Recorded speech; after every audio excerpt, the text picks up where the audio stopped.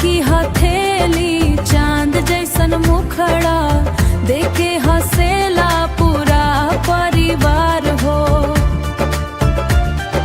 दादा दादा दादी गावे सोहरवा गुंजला सारा द्वार हो।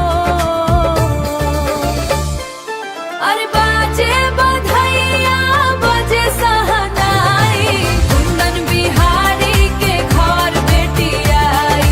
लक्ष्मी रूप में आईली सुगनमा लेके खुशियन के परछाई।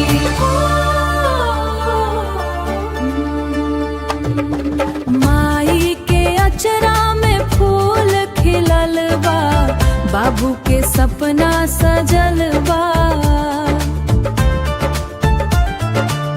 छोटकी परी बन के आईली आईली भाग्य आज खुलल बा।